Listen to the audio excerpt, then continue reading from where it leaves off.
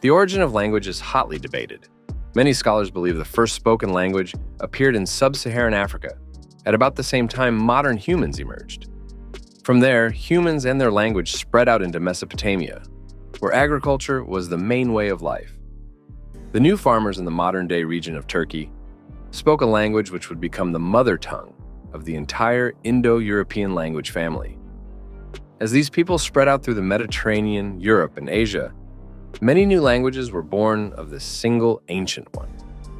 Some well-known members of the Indo-European language family are Greek, Latin, Spanish, English, Persian, Sanskrit, and Hindi.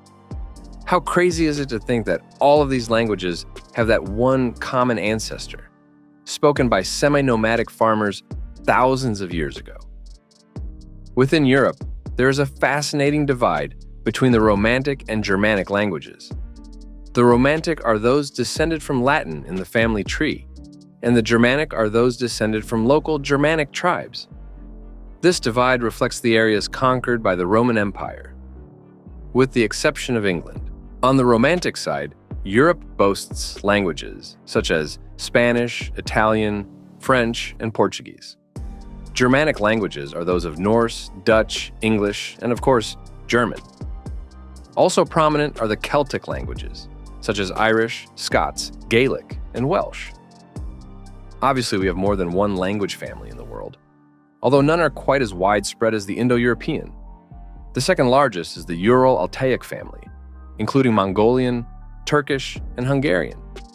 The Ural-Altaic family members are found throughout Europe and Asia.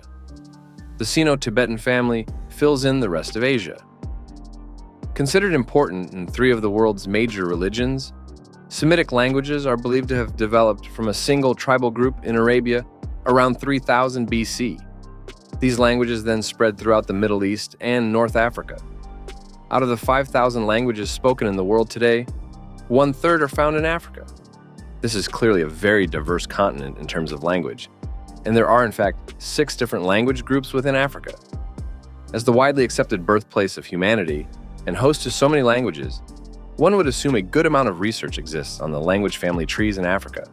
But this is not so. I searched for language trees of all the major language families, and the most detailed ones I found were only for the Indo-European family. The continued Eurocentricity of history, science, and society in general will never cease to astound me.